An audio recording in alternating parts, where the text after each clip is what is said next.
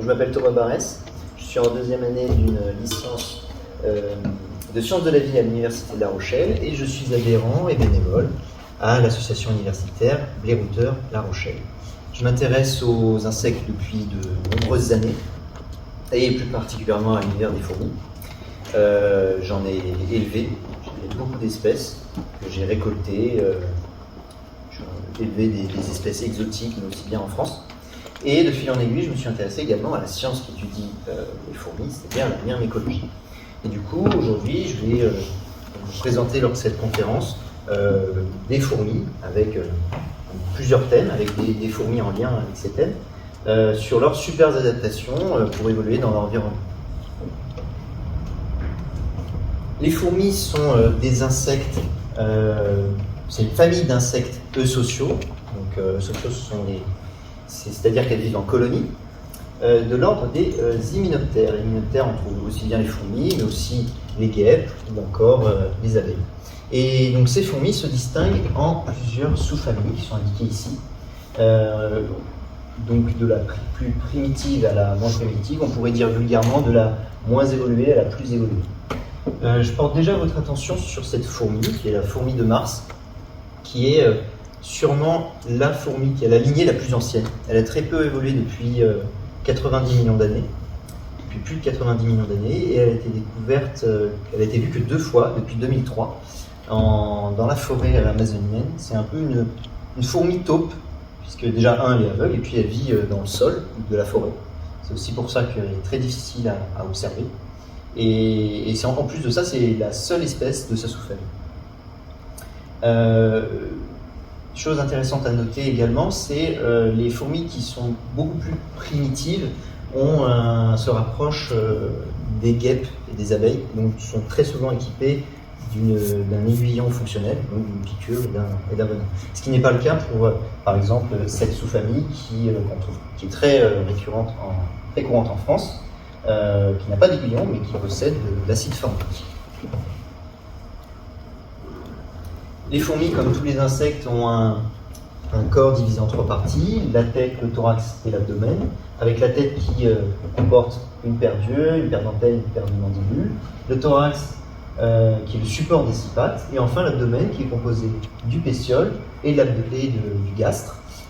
Et comme je vous l'ai dit, certaines espèces sont dotées d'un aiguillon. Les fourmis ne datent pas d'aujourd'hui, elles sont beaucoup plus anciennes que nous. Elles sont apparues environ il y a plus de 120 millions d'années, donc à peu près au début du Crétacé. Depuis, elles ont colonisé absolument tous les habitats, hormis les pôles et les océans. Elles sont capables de faire aussi bien des toutes petites colonies d'une 50aine d'ouvriers que des colonies absolument presque monstrueuses avec plusieurs millions, voire milliards d'individus. Et actuellement, les chercheurs ont étudié environ 15 000 espèces. Mais ils pensent qu'il y aurait en tout 40 000 espèces de fourmis sur Terre.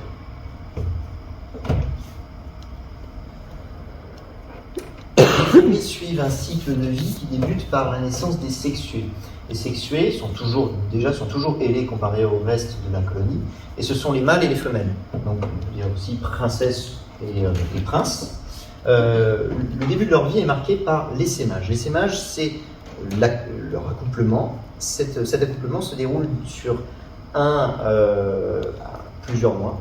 Cette période varie en fonction des espèces, donc elle est fixe en fonction des espèces. Et donc, comment ça se passe ?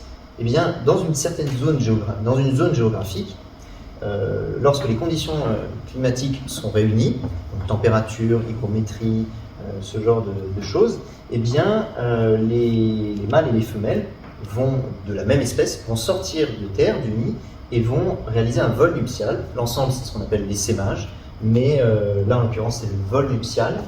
Donc, s'envoler, s'accoupler, et ils vont ensuite retomber au sol. Les mâles, donc, après cet accouplement, vont mourir, et les femelles, elles, fraîchement fécondées, vont se mettre à arracher leurs ailes pour plus facilement creuser la terre et ainsi fabriquer les prémices de la colonie, donc la première loge du nid, où elle va tenir sur ses réserves jusqu'à l'apparition des premières ouvrières. Donc entre-temps, elle va pondre des œufs, ces œufs deviendront des larves. Ces larves vont être nourries par la reine, et ces larves deviendront ensuite des nymphes ou des cocons. Les cocons, ce sont des nymphes qui sont enrobées d'une soie larvaire, une soie que produisent les larves pour protéger la nymphe. Et ensuite, de ces nymphes ou cocons apparaîtront, ça évoluera en fourmis, en adultes. À ce moment-là, on parle de fondation. On parlera de colonies à partir d'un certain nombre d'ouvrières qui varient en fonction des espèces. Et enfin, on parlera de colonies matures, colonies adultes, lorsqu'il y aura apparition de nouveaux sexués, donc le cycle recommence. Je ne peux pas préciser, mais en tout cas sur cette photo, on peut voir le début d'un essaimage, donc avec les femelles et les mâles, et les ouvrières qui vont protéger les sexués juste avant l'envol nuptial. Chez certaines espèces, il existe également des castes. Comme par exemple cette espèce, Messorbarbarus, qui est une espèce granivore qui est très présente en France, au sud de la France. Les castes, c'est un rôle morphologique attribué dès la naissance de l'ouvrier. On peut très bien le voir, ça se voit visuellement, hein, du plus petit au plus grand, minor, médium, major. Cette différence de taille est due au temps de nourrissage des larves. Donc plus une larve est nourrie longtemps, plus il y a de chances que ça donne un major, et inversement, si elle est très peu nourrie, ça donnera plutôt un minor. Du coup, les minors sont beaucoup plus nombreux dans les colonies, puisqu'ils ont été nourris beaucoup moins longtemps.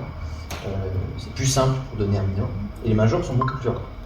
Donc ils ont un rôle assez précis. Les minors, dans la nature, s'occupent surtout du couvain. Ils s'occupent du couvain, les œufs, les larves et les nymphes. Ils s'occupent de nettoyer le nid, creuser des galeries.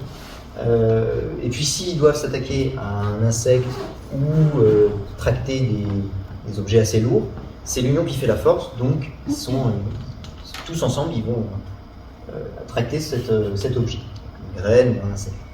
Les médias, beaucoup plus gros, sont beaucoup plus à même pour tracter des objets plus lourds. Typiquement ici, c'est une espèce granivore, donc pour tracter des graines, c'est beaucoup plus simple pour eux. Également, vu qu'ils ont une tête beaucoup plus importante, pour casser des graines, c'est plus facile pour eux. Et puis, ils servent aussi de gardiens de la colonie, puisqu'ils sont bien plus gros. Les majors ont un rôle très similaire aux médias, mais ils sont plus gros, donc ils sont encore plus à même à tracter des objets plus lourds. Mais ce qui est intéressant, c'est qu'ils servent de réserve vivante pour la colonie. Ça peut paraître bizarre, du cannibalisme. Non, chez la plupart des insectes eusociaux, ces insectes-là, comme les fourmis, possèdent un jabot social. Un jabot social, c'est une poche qui se trouve à côté de l'estomac et qui sert de réserve de nourriture pour la fourmi ou pour la colonie. Eh bien, lorsqu'une fourmi a besoin de se nourrir, elle va aller soit se nourrir directement sur la nourriture qu'elle trouve au sol, soit elle va aller demander cette nourriture à une ouvrière qui a son jabot social rempli. Donc là, on peut le voir sur la photo. Donc, elle se rapproche et elles vont faire en fait ce qu'on appelle une trophalaxie. C'est une sorte de baiser où c'est mandibule contre mandibule. Et donc, l'ouvrière qui a de la nourriture dans son jabot social va régurgiter cette nourriture par la bouche et la transmettre à l'ouvrière qui a besoin de se nourrir. Et donc du coup, le point intéressant, c'est que les majors, comme ils sont beaucoup plus gros, ils ont un jabot social beaucoup plus gros, beaucoup plus important. Donc ça, c'est parfait pour passer les mauvaises périodes, comme par exemple l'hiver. Également, on peut voir ici la différence entre le mâle et la femelle. Donc c'est flagrant, hein. La femelle est beaucoup plus grosse que le mâle. Puis surtout, les mâles, ils gardent leurs ailes toute leur vie, mais surtout, ils ont une tête toute petite. Et du coup, ils sont même pas capables, à cause de ça, ils sont même pas capables de se nourrir tout seuls. Ils peuvent se nourrir uniquement par trophalaxie, donc par cet échange de nourriture. Du coup, c'est exactement pour ça qu'après l'accouplement, ils meurent. En fait, ils meurent tout simplement de faim. Les reines sont beaucoup plus grosses. En tout cas pour cette espèce, la reine peut vivre jusqu'à plus de 30 ans, jusqu'à environ 30 ans. Mais la plupart du temps, c'est plutôt entre 10 et 15 ans. Ça arrive que certaines espèces, la reine, fasse la même taille que les individus, les ouvrières. Donc pour ça, un bon moyen de l'identifier, c'est la taille du thorax, qui est beaucoup plus importante chez la reine, puisque c'est ce qui permet de voler. Très large, très carré, très épais. Et même, il y a des marques sur les côtés, on voit qu'il y a eu un passé où elle pouvait voler. Voilà. La différence entre le mâle et la femelle. Du coup, lors de cette conférence, je vais aborder plusieurs thèmes avec des fourmis en lien avec ces thèmes. Et pour commencer, les fourmis qui ont une caractéristique liée à leur vitesse. Un bon premier exemple, c'est la fourmi argentée du Sahara, Cataglyphis bombicilla, qui est une fourmi qui, comme son nom l'indique, vit dans le Sahara. Plus précisément, elle vit dans les dunes, donc dans le sable. C'est une fourmi qui est très adaptée à son environnement, à cet environnement aride, très sec, très chaud. Elle peut faire jusqu'à plus de 60 degrés à la surface du sol, à la surface du sable. Donc pour pallier cette problématique, elle court très vite. Plus la température augmente, plus cette fourmi va vite, et ainsi elle peut atteindre, lorsque les chaleurs sont très élevées, une vitesse de plus de 85 cm par seconde. Dit comme ça ne veut peut-être pas dire grand-chose, mais à notre échelle, c'est comme si on allait à plus de 800 km/h. Donc c'est quand même très très rapide. C'est une fourmi également qui a d'autres adaptations pour pallier à cette chaleur, à cet indice UV absolument extrême. Ce sont d'abord ses poils. Ces poils ont deux fonctions. Déjà, ils sont argentés, c'est parfait pour envoyer les rayons du soleil, mais également, ils recouvrent l'entièreté du corps de la fourmi, et puis surtout, ils ont une forme de prisme, ce qui permet de créer un véritable bouclier thermique entre l'intérieur de la fourmi et l'extérieur. Et ainsi, entre l'intérieur et l'extérieur de la fourmi, peut se créer une différence de plus de 10 degrés. Donc ça, c'est parfait pour résister à la chaleur. Également, lorsque les chaleurs sont trop élevées, la fourmi est capable de produire certaines molécules dans son corps pour mieux résister à la chaleur. Et ainsi, sa température interne peut monter jusqu'à 54 degrés, au-delà de Là, on pourrait se demander pourquoi elle est aussi adaptée à évoluer en journée lorsque la chaleur est insoutenable, alors que toute la vie, tous les insectes qu'on peut trouver, qu'elle pourrait trouver pour chasser, tout ça, on peut le trouver la nuit. C'est dû à ses prédateurs naturels, ce sont des lézards qui sont surtout actifs, soit la nuit, soit au début du jour ou à la fin du jour.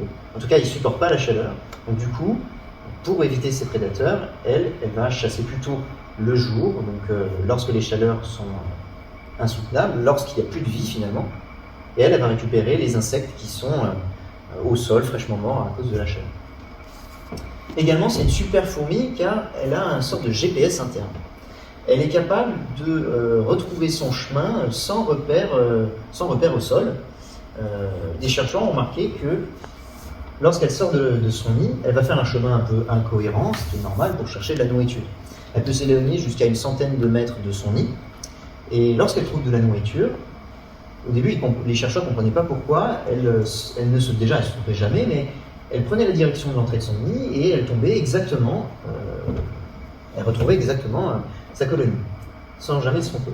En fait, ils ont remarqué que tout le long du chemin, ces fourmis-là comptent le nombre de pas qu'elles font tout le long du chemin jusqu'à trouver de la nourriture, et en même temps, elles prennent en compte l'évolution du soleil dans le ciel et donc dans le temps. Et ainsi, lorsqu'elles trouvent cette nourriture, elles vont faire une sorte de calcul de tous ces éléments. Et ainsi, elles peuvent non seulement savoir le nombre de pas qu'elles doivent faire pour retrouver l'entrée de leur nid, mais également la direction pour retrouver leur colonie.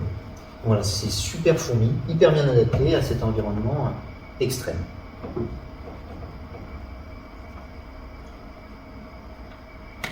J'ai déjà soif.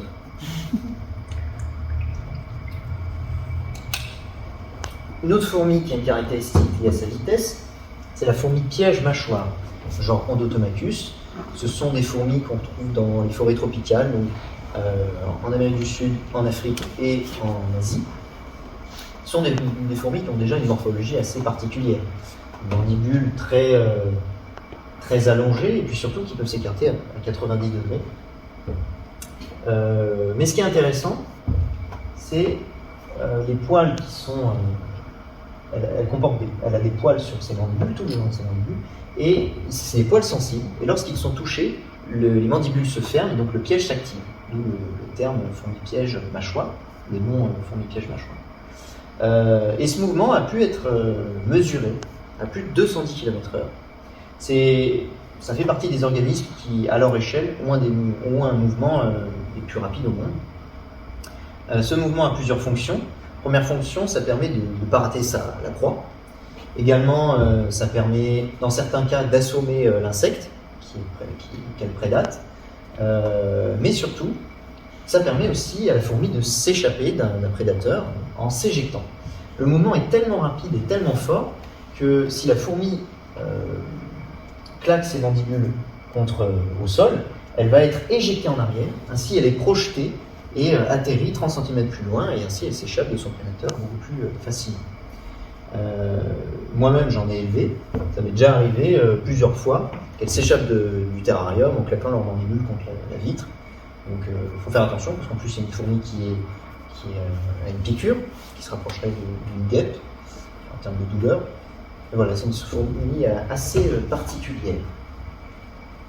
Cette fourmi aussi a une caractéristique très proche de la précédente, toujours liée aux mandibules.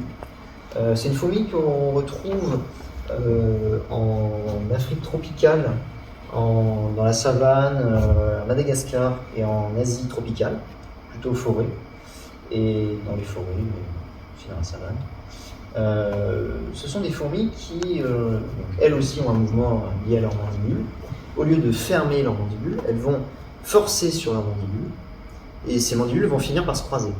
Et ce mouvement a pu être estimé, mesuré à plus de 300 km/h. C'est sûrement un des organismes sur Terre, à son échelle, qui a le mouvement le plus rapide. Ce mouvement permet surtout à la fourmi de s'échapper d'un prédateur. C'est tellement violent et ce mouvement est tellement violent que ça la projette tout de suite en arrière, et ainsi elle peut s'échapper. Dans certains cas, ça peut assommer un insecte, mais la plupart du temps, c'est pour s'échapper. Elle essaie d'utiliser ce mouvement le moins possible, car la plupart du temps, une fois sur deux, les mandibules se cassent. Donc c'est quand même assez violent. Également, c'est une fourmi qui peut interpeller. Fourmi Dracula, fourmi vampire, qui se nourrit des propres individus de sa colonie. Et bien, c'est un peu ça. C'est une fourmi qui est incapable de se nourrir d'insectes. Du coup, elle va se nourrir de l'intérieur, un petit peu de l'intérieur de ses propres larves. Elle fait des incisions dans ses larves et donc se nourrit un petit peu de l'intérieur. Et ce qui est intéressant, c'est qu'après, la larve n'est pas morte et elle a un pouvoir de régénération absolument extraordinaire. Et ainsi, la larve, une fois adulte, donc fourmi, elle n'aura aucun séquelle de cette incision passée. C'est pour ça qu'on l'appelle la fourmi Dracula, parce qu'elle suce, elle mange un petit peu de l'intérieur de ses larves. Je trouvais intéressant aussi de vous parler des fourmis arboricoles, donc les fourmis qui évoluent ou qui vivent dans les arbres. Gigantiops est un genre de fourmi, c'est un bon exemple. Ce sont des fourmis qu'on retrouve qui vivent en Amazonie. Ce sont des fourmis qui font leur nid à la base des arbres, mais qui évoluent et chassent plutôt dans la canopée, donc, là où il y a des feuilles et là où il y a beaucoup plus de nourriture pour elles. Elles ont une morphologie assez étonnante, des yeux très développés et un corps avec des pattes très élancées, avec des pattes très allongées. Elle a donc ses yeux très développés, on dirait presque une mouche à ce niveau-là. Ça veut dire qu'elle a une vue très développée, elle nous voit très bien. Certains disent même qu'elle aurait une vue similaire à un chien, voire un chat. En tout cas, cette vue lui permet de très bien s'échapper de tout type de prédateurs, mais aussi de repérer la nourriture, d'évoluer entre ses feuilles et ses branches. Également, c'est une fourmi qui est capable de faire des petits bonds d'une dizaine de centimètres Et ainsi, lorsqu'il y a tout type de prédateur, elle va pouvoir vite s'échapper en sautant de branche en branche. Une assez particulière. La fourmi tisserande, du genre Oikophylla, il n'y a que 2 espèces de ce genre-là. Ce sont des fourmis qu'on retrouve en Asie tropicale, en Océanie et en Afrique tropicale. Ce sont des fourmis qui vivent, évoluent et qui font leur nid dans les arbres. Elles sont très très bien adaptées à cet environnement de feuilles branches. Déjà, elles ont des pattes, on pourrait dire, qui collent. Ce qui permet aux fourmis, dans un premier temps, c'est une excellente, elles peuvent mieux chasser grâce à ça. Elles vont maintenir l'insecte avec leur mandibule et de l'autre côté, elles se maintiennent au support, donc là ici une feuille, avec leurs pattes. Donc l'insecte est figé et des ouvrières vont venir derrière pour tuer l'insecte et le ramener à la colonie. Également, ce sont des fourmis qui vivent dans les arbres, mais qui font des cocons dans les arbres grâce à de la soie larvaire, en ramenant des feuilles entre elles et en rajoutant cette soie qui est fabriquée par leurs propres larves. Et là, on peut se demander, mais comment elles arrivent à fabriquer ce genre de cocon? Eh bien, c'est toujours grâce à leurs pattes, soi-disant qui collent. Donc elles vont maintenir avec leur mandibule et leurs pattes les feuilles entre elles, et derrière, des ouvrières vont venir avec, entre leur mandibule, des larves, et elles vont s'en servir comme d'un pistolet à colle, et fixer les feuilles entre elles, pour donner finalement ce nid, une sorte de cocon. C'est des fourmis qui sont très populeuses. Il peut y avoir plusieurs nids de ce type dans les arbres. Dans un arbre, il peut y avoir plusieurs nids. Très utilisés dans les plantations d'arbres fruitiers en Asie, tellement présentes que des fois ils sont obligés de récupérer soit de donner encore plus d'insectes pour qu'elles se nourrissent, parce que ça peut servir d'insecticide naturel finalement. Et puis ils en utilisent, certains pays en utilisent dans les plats.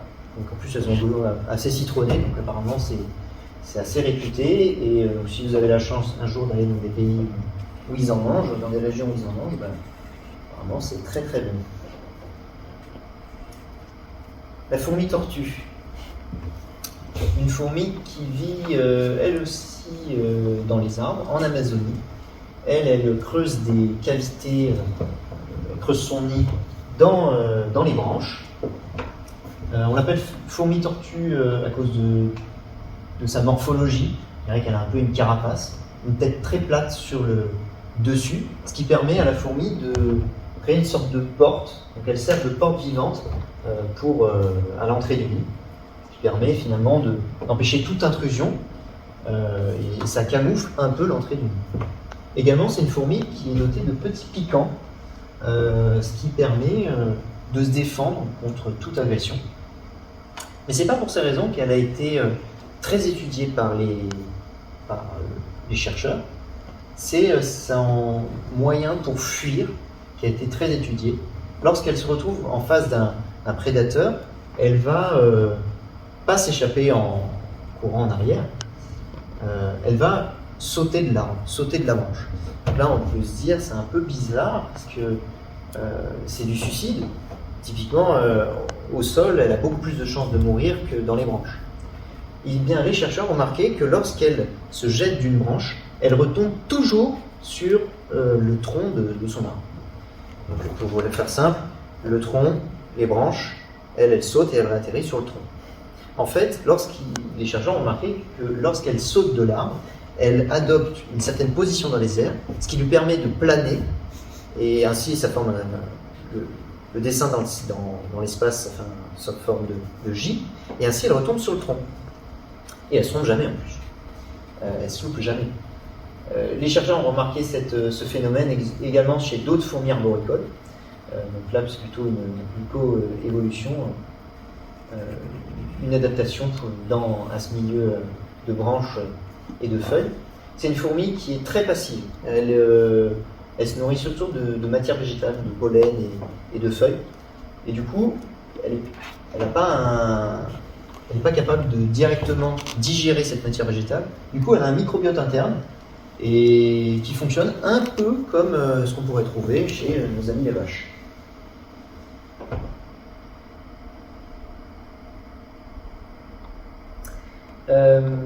Beaucoup d'espèces vivent en relation symbiotique, mutualisme, etc. Les fourmis ne manquent pas l'appel, il y a des fourmis qui vivent en symbiose ou en mutualisme. Un bon exemple, c'est Tetraponera aethiops, qui vit en symbiose avec un arbre qui s'appelle l'arbre à l'adultère, ou Barteria fistulosa. Cet arbre et cette fourmi vivent en Afrique tropicale, donc on est très présente au Gabon. L'arbre a déjà une morphologie plutôt particulière, puisque les branches sont enflées au milieu, et puis à l'intérieur se trouvent des cavités qui sont reliées à l'extérieur par des petites ouvertures, ce qui est parfait pour accueillir une colonie de Tetraponera aethiops. Ça sert à cette fourmi comme de nid, comme un nid. En contrepartie, c'est une fourmi qui est très agressive et qui est dotée d'un aiguillon et d'une piqûre qui est très douloureuse. Donc ça permet à la fourmi, à l'arbre finalement, de se défendre contre tout type d'animaux qui viendraient manger les fruits ou les feuilles, typiquement des singes ou des éléphants. Lorsqu'un éléphant par exemple viendrait en dessous de l'arbre, les fourmis tellement agressives vont se laisser tomber de l'arbre, méthode un peu kamikaze, en tombant sur l'éléphant et en le piquant. Ainsi l'éléphant s'en va. C'est également on appelle aussi donc l'arbre à l'adultère, c'est pas pour rien. C'est un arbre qui était très utilisé par certaines communautés locales pour punir les femmes adultères.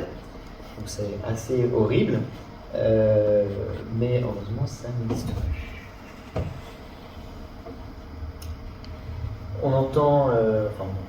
On voit en tout cas en France certaines fourmis qui vivent en mutualisme avec des pucerons, par exemple. Donc elles vont récupérer le miella que produisent les pucerons et en échange, les fourmis vont protéger ces pucerons contre tout type de prédateurs, comme par exemple des coccinelles. En Amérique du Sud, il y en a aussi. Un bon exemple, c'est Ectatoma tuberculatum, qui est une fourmi rouge qui pique et qui est plutôt primitive, qui est très proche des guêpes, et en plus elle est de grande taille. C'est une fourmi qui vit en mutualisme avec des pucerons, des cochenilles, pardon. Mais également qui vit en mutualisme, et surtout en fait, avec certaines plantes comme Inga edulis. Cette plante possède des petites cuvettes à la base de chaque feuille qui se remplissent d'un liquide sucré dont va se nourrir la fourmi. Et donc en échange, la fourmi va protéger la plante contre tout type d'animaux ou de ravageurs. Également, c'est une fourmi qui, comme beaucoup de fourmis plutôt primitives, ne sont pas capables de régurgiter cette nourriture. Or, elles se nourrissent surtout de liquide sucré, celles-ci. Donc, pour pallier à cette problématique, ces fourmis sont équipées de mandibules très allongées, ce qui permet à la fourmi de maintenir une goutte de liquide sucré entre leurs mandibules et pouvoir la ramener à la colonie.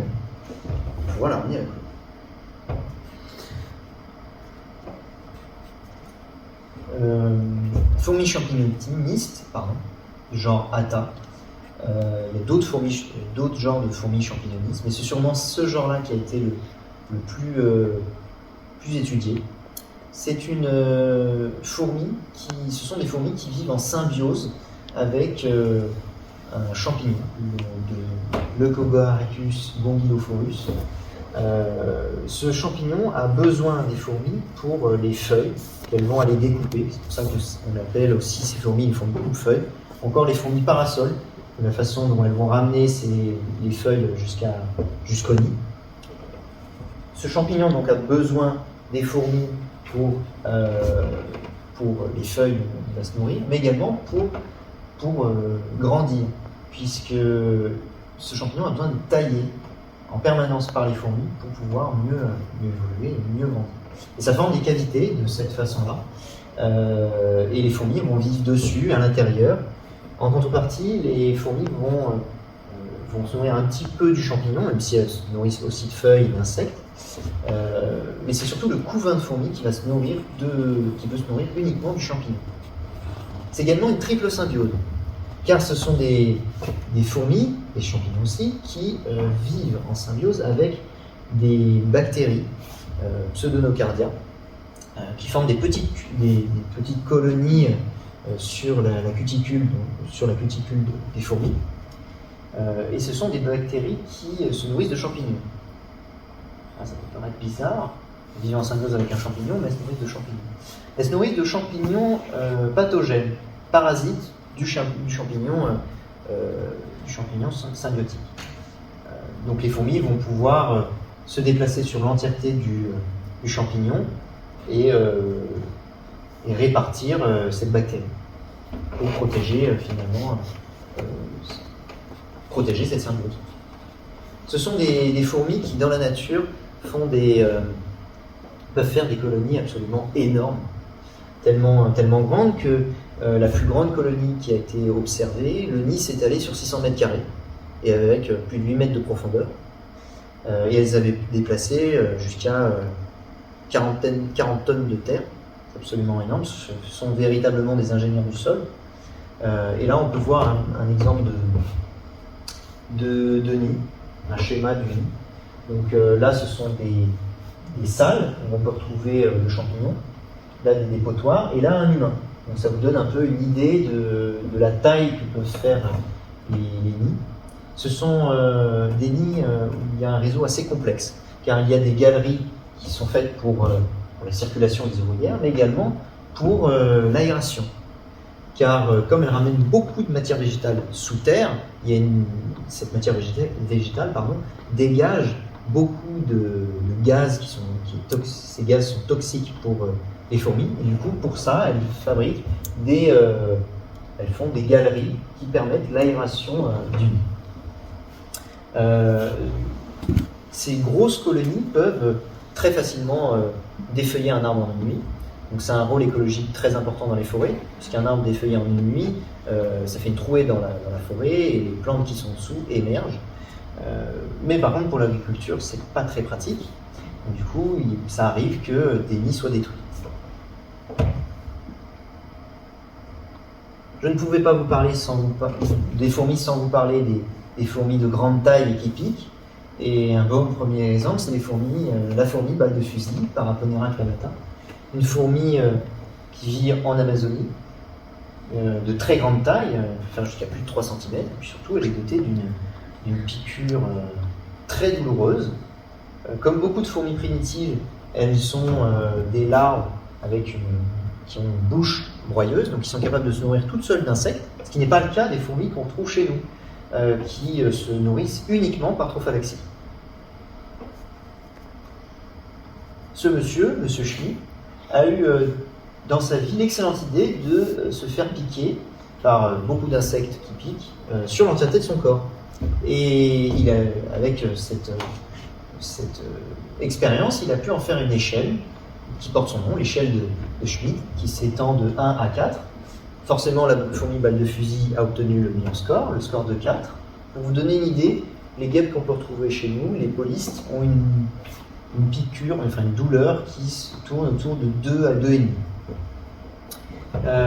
La fourmi balle de fusil a été très médiatisée à cause de rituels pratiqués par des communautés en Amazonie, en Amérique du Sud. Donc ces rituels, c'est souvent des rituels de passage à l'âge adulte, où donc ces jeunes vont mettre des gants remplis de fourmis balles de fusil. Donc ils souffrent à mort, mais il y a tout un rituel pour passer à l'âge adulte. Mais dans la nature, c'est des fourmis qui ont le venin qu'elles produisent est très précieux, très dur à fabriquer. Donc du coup, elles s'en servent uniquement pour se défendre contre nous, par exemple. Donc la plupart du temps, elles se nourrissent surtout de liquide sucré. Donc du miella, du puceron ou du liquide sucré sur les mains. La fourmi sauteuse d'Inde, genre Arpenetos, fourmi elle aussi qui pique et qui est grande taille, fourmi qu'on retrouve qui vit dans les forêts tropicales en Asie. déjà, elle a une morphologie assez particulière. Très grande taille, plus de 2 cm, très allongée, très fine. Puis surtout, elle a des mandibules, on dirait un peu en forme de sabre, et des yeux très développés. Ces yeux très développés, finalement, ça veut dire qu'elle a une très bonne vue. Elle voit très bien, donc elle chasse surtout à vue. Lorsqu'elle va, elle a une technique de chasse assez particulière, puisque lorsqu'elle va chasser et qu'elle va trouver donc, une proie, elle va agiter son abdomen un peu comme un chat avant de bondir, et juste après, elle va bondir, faire un saut d'une dizaine de centimètres, et réussir à attraper sa proie grâce à ses mandibules, et après, elle va le piquer l'insecte, sa proie, avec son dard, et ramener cette nourriture à la colonie. Ce sont des fourmis qui vivent dans des milieux très humides, proches de rivières. Du coup, il arrive souvent qu'il y ait des inondations. Donc pour ça, elles fabriquent des nids à étages, un peu comme un immeuble, donc avec des salles qui sont très plates. Et elles vont vivre uniquement dans les étages supérieurs. Ainsi, lorsqu'il y a une inondation, il n'y a que les étages inférieurs qui seront inondés.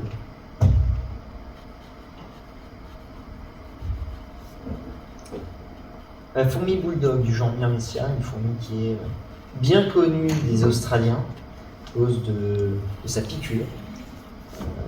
C'est une fourmi qui a une piqûre qui n'est pas plus douloureuse, qui est moins douloureuse même que la fourmi balle de fusil, que celle de la fourmi balle de fusil, mais sa piqûre est très allergisante. Tellement allergisante que la plupart du temps on est obligé de partir à l'hôpital. Donc il faut vraiment s'en méfier.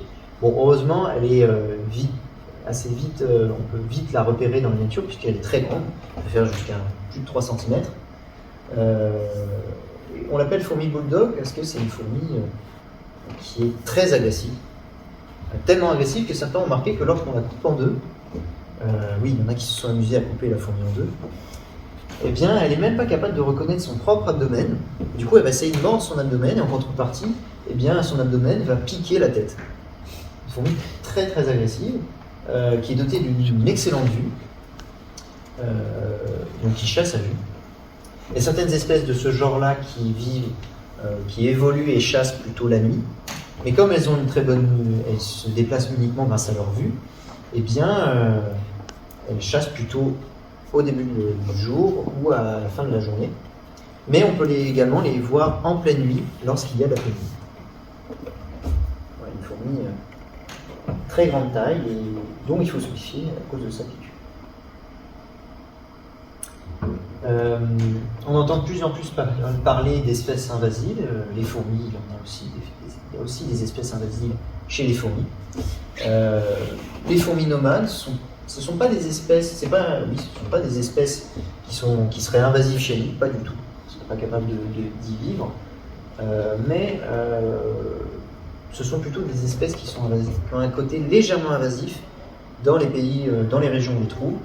On les retrouve en Afrique et plutôt tropicale, et également en Amazonie, en Amérique du Sud. Aussi connues sous le nom de fourmis légionnaires. Ce sont des fourmis qui, comme leur nom l'indique, fourmis nomades, se déplacent. Le nid, c'est la colonie elle-même. Elles n'ont pas de nid fixe et toute leur vie, elles se déplacent. Ce sont des colonies qui sont très populeuses, enfin jusqu'à plus de 20 millions d'individus, ce qui est absolument énorme. En plus, elles sont très agressives, donc elles peuvent très facilement manger 3 poulets en une nuit.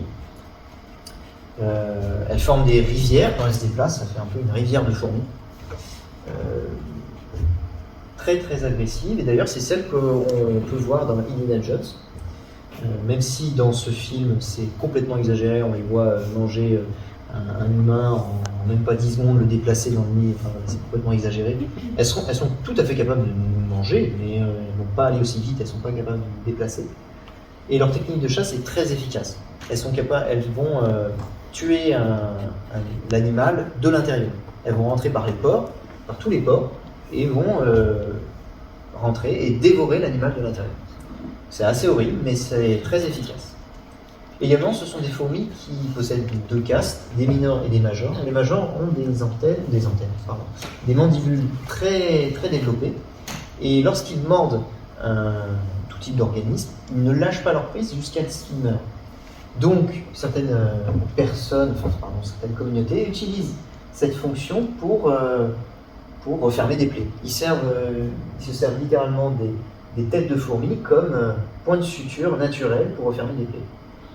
Donc les têtes de fourmis vont maintenir la plaie fermée, ils coupent les têtes et la fourmi meurt dans cette position. Juste à frotter après et la plaie est complètement refermée.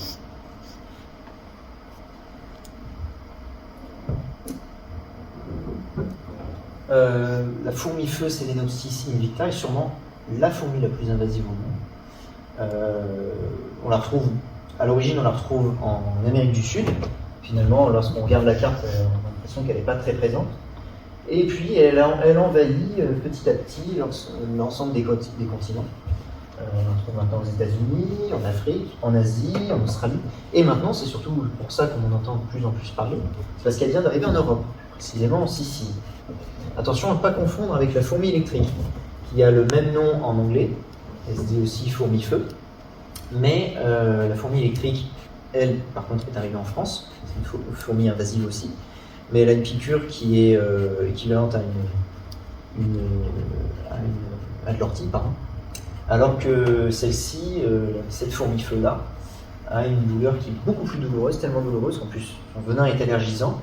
Et la plupart du temps, on a des cloques énormes qui se développent, donc c'est assez horrible. On peut en mourir, il faut faire attention. Les fourmis invasives ont des caractéristiques assez communes. Souvent, elles sont de petite taille, elles piquent. Elles sont polygynes, c'est-à-dire qu'il peut y avoir plusieurs reines au sein de la même colonie. Elles résistent absolument à tout. Très bien à la chaleur, au froid, à la fortune-hygrométrie comme aux sécheresses. Et puis elles résistent très bien à une longue période sans se nourrir. Ce qui explique pourquoi elles arrivent à passer, à traverser finalement des océans, notamment par bateau. Ce sont des fourmis qui sont très vicieuses, car lorsqu'elles vont piquer, elles vont mordre, elles vont nous mordre, et elles vont tourner en rond, en piquant, plusieurs fois, en rond, autour de la morsure. Donc c'est pas une fourmi qui fait une piqûre, c'est une fourmi qui fait plusieurs piqûres. Donc il suffit qu'il y ait une dizaine de fourmis pour qu'on se retrouve avec plus de 50 piqûres. Donc en plus, le venin est allergisant, donc c'est une fourmi qui est plutôt dangereuse, donc il faut vraiment s'en méfier. Également, c'est une fourmi qui, en plus de ça, qui est capable de faire des radeaux de fourmis, capable de traverser des petites surfaces d'eau, des rivières ou des lacs, des petits lacs, des petits étangs, grâce à leurs poils sensibles, leurs poils qui recouvrent l'ensemble de leur corps. Elles emprisonnent des bulles d'air et ainsi elles sont capables de flotter. Et donc là c'est vu de dessus, donc c'est toute la colonie qui se déplace. Et finalement elles font des rotations de fourmis, donc une fourmi au-dessus passe en dessous, et en dessous passe au-dessus. Et ce mouvement de rotation permet à la colonie d'avancer sur le plan d'eau. Donc c'est une super fourmi qui résiste absolument à tout. Et malheureusement, il y a beaucoup de chances qu'elle finisse par arriver chez nous. Et honnêtement, je ne sais absolument pas ce qui va se passer lorsqu'elle va arriver. Déjà, il y a beaucoup de problématiques avec la fourmi électrique qui est quand même beaucoup moins dangereuse. Donc imaginons si cette fourmi arrive, ça va être catastrophique.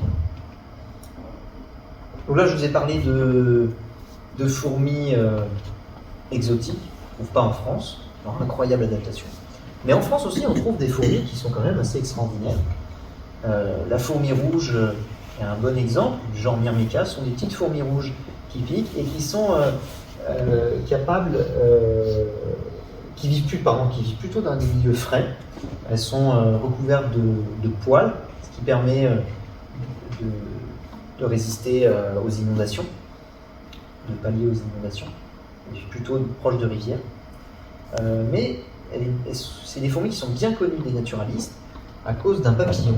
Ce papillon, donc le Maculina arion lazuré du serpolet, qui vit en commensalisme avec cette fourmi. Donc le commensalisme ici, c'est le papillon qui a absolument besoin de cette fourmi dans son cycle de vie, mais la fourmi, elle, n'a non seulement absolument pas besoin du papillon dans sa vie, mais la relation qu'elle a avec ce papillon est nulle. Ça ne lui apporte rien et elle ne perd rien. La vie de ce papillon débute par la ponte d'un adulte sur le serpolet qui est un petit thym. De cette ponte vont émerger des chenilles. Ces chenilles vont se nourrir de la fleur, mais elles ne vont pas pouvoir finir leur développement. Et donc pour ça, elles vont se laisser tomber et émettre des phéromones. Donc, les phéromones, ce sont des substances chimiques qu'on trouve dans l'air que captent les fourmis, qui servent également de moyen de communication entre les fourmis. Ces chenilles vont émettre aussi, les chercheurs pensent aussi des sons. En tout cas, ces sons et ces phéromones sont similaires à ce que produisent les larves de fourmis. Donc ces larves de fourmis rouges vont être trompées par ces chenilles en pensant que c'est une larve de fourmi et vont ramener ces chenilles dans la colonie. Ainsi, ces chenilles vont être dorlotées, vont être couvées finalement et nourries tout l'hiver au chaud auprès des fourmis. Et au printemps, donc ces chenilles deviendront chrysalides, puis papillons adultes et le cycle recommence. Une fourmi assez particulière qui est surtout une interaction assez particulière. Et du coup, ce papillon, à cause de ça, est protégé en France. On peut le voir autour de La Rochelle, même pas très loin de l'université. Il y a certains sites où on peut le voir. Donc si on voit ce papillon, ça veut dire qu'on peut voir cette fourmi.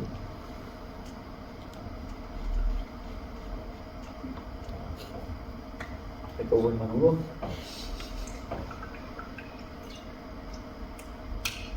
La fourmi rousse, Formica rufa, est sûrement la plus connue. C'est celle dont parlent les livres de Bernard Werber, Les fourmis. C'est celle dont on suit l'histoire. C'est une fourmi qui est déjà de couleur plutôt rousse, d'où le nom fourmi rousse. C'est une fourmi qui produit de l'acide formique. Cet acide est bien connu des chimistes, d'où l'acide formique Formica. Cet acide permet à la fourmi de chasser, typiquement, de chasser, en projetant cet acide sur des cibles, sur des proies, jusqu'à plus d'1 mètre, mais également pour se défendre contre tout type de prédateurs. C'est une fourmi plutôt forestière, puisqu'elle fabrique, et c'est comme ça qu'on la repère dans la nature, elle fabrique des dômes de brindilles et de résine qu'elle trouve à côté des arbres qui sont tombés au sol. Et ce dôme a plusieurs fonctions. Première fonction, ce dôme sert de toit. Il protège la colonie et le nid des intempéries. Mais surtout, il permet de créer un véritable isolant pour le nid. Pour donner une idée, lorsqu'il fait, mettons, 15 degrés à l'extérieur du nid, il suffit qu'il y ait un tout petit peu de soleil qui tape sur le dôme, et tout de suite, la température à l'intérieur peut monter très facilement à 35 degrés. Donc c'est un excellent isolant, mais toute la vie, les galeries s'étendent beaucoup plus en profondeur. Le dôme représente à peu près 1/3 du nid, donc la chaleur qui est conservée sous le dôme est transmise finalement un petit peu au fond du nid.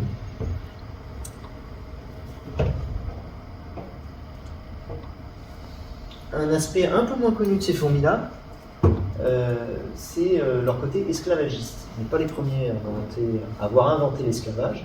Les fourmis l'ont inventé bien avant nous, et puis surtout, elles se sont différenciées en espèces esclaves et espèces esclavagistes. Ici, la Raptiformica, ce qu'on peut trouver en tout cas en France, la Raptiformica, ce sont des fourmis qui sont esclavagistes, purement esclavagistes, ils ont besoin d'esclaves tout au long de leur vie. Les Formica sensu stricto et les Captoformica, où on va retrouver la Formica rufa, font de l'esclavagisme temporaire. Et enfin, les Serviformica, ce sont des serviteurs, d'où le nom Serviformica. Ce sont des esclaves. Mais alors, en tout cas pour la Formica rufa, comment ça se passe? Comment elle arrive à avoir des esclaves? Eh bien, lorsqu'elle va une reine, lorsqu'elle va essaimer, après l'essaimage, elle n'est pas capable, elle a un jabot social qui est très petit. Du coup, elle n'est pas capable de tenir sur sa réserve et en même temps nourrir le couvain. Donc pour ça, elle va essayer de trouver une colonie bien implantée de Serviformica elle va se rapprocher d'ouvrières à l'extérieur du nid en essayant de ne pas se faire tuer, et elle va capter l'odeur de la colonie et la répandre sur son corps, l'étaler sur son corps, pour tromper la colonie et pouvoir rentrer dans le nid. Ainsi, si elle réussit à passer ces étapes, elle rentre dans le nid, elle essaie de se rapprocher de la reine, et lorsqu'elle va trouver la reine, elle va la tuer en la décapitant, et ainsi elle va pouvoir prendre la place de la reine, de cette reine, et voilà, donc c'est assez horrible. En plus, les fourmis, les Cerviformica, vont même pas se rendre compte que la reine est morte, elles vont se rendre compte qu'il y a un problème, mais vu qu'il y a quand même une reine en place, elles vont continuer à servir à s'occuper de cette reine, et ainsi, pourquoi temporairement? Car petit à petit, lorsqu'il y aura des ouvrières de Formica rufa qui vont apparaître, ces Formica rufa vont petit à petit prendre la place de ces Cerviformica, puisque ces Cerviformica vont petit à petit finalement mourir de vieillesse. Et dans les colonies, en tout cas en termes d'esclavagisme, dans les colonies, les fourmis Cerviformica vont plutôt s'occuper du couvain, nettoyer le nid, ce genre de choses, alors que les Formica rufa, donc les esclavagistes, vont faire la guerre, défendre la colonie, aller chasser.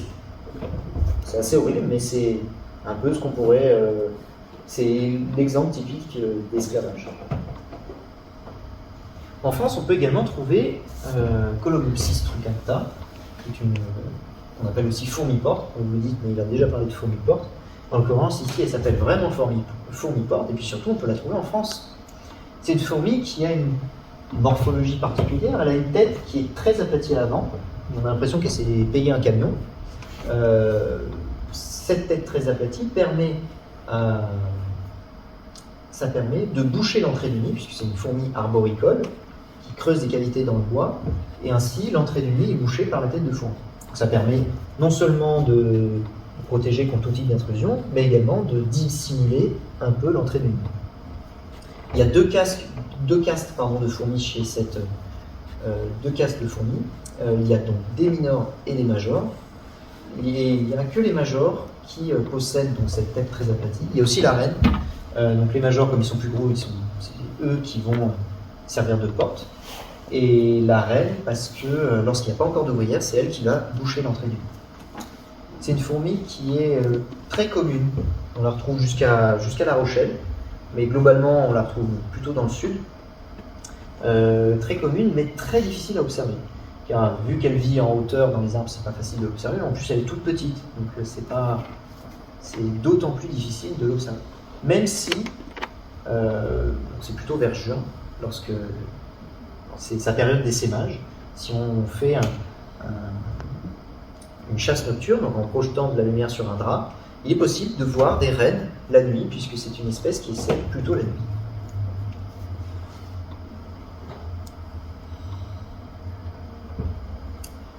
Les fourmis sont, comme beaucoup d'insectes, sont très touchés par les activités humaines, donc insecticides, pesticides, ce genre de choses, mais également et surtout par la déforestation et le morcellement du territoire. Les premiers touchés par ça, ce sont les Formica rufa, qui ont besoin vital de brindilles et de résine, donc de forêt autour de leur nid pour vivre. Or, s'il n'y a plus de forêt, eh bien, finalement, la colonie meurt. Et puis, en plus, si elles veulent essaimer, donc aller coloniser de nouveaux territoires, eh bien, si le territoire est morcelé, c'est d'autant plus compliqué. En plus, il faut... Enfin, la façon dont elles vont faire une nouvelle colonie est très complexe, puisqu'il faut qu'elles parasitent temporairement une colonie de Cerviformica. Donc si le territoire est morcelé, finalement elle disparaît petit à petit.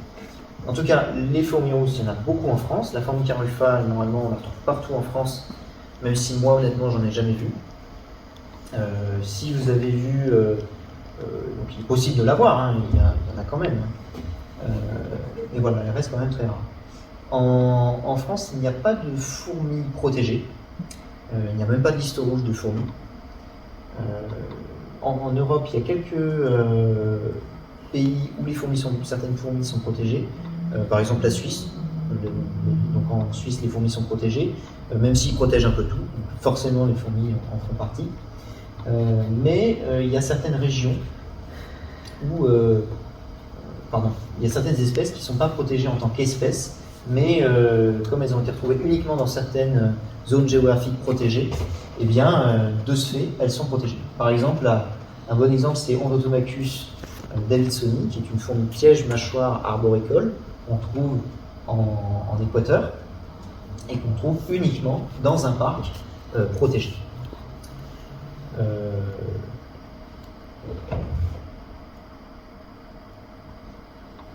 Voilà, donc, lors de cette conférence, je vous ai parlé de tout un tas de fourmis, finalement, en passant de la fourmi argentée à la fourmi balle de fusil, ou encore la fourmi tortue, donc tous ces insectes évoluent sont hyper bien adaptés pour évoluer dans leur environnement. Mais également, on peut aussi parler des fourmis qu'on trouve chez nous en France, la fourmi carufa, encore la fourmi rouge. Et je vous invite à aller les observer. Je vous invite vivement à les observer dans la nature. Pas obligé d'aller très loin, on peut sortir autour de La Rochelle. Et voilà, je vais terminer là-dessus. Merci de m'avoir écouté.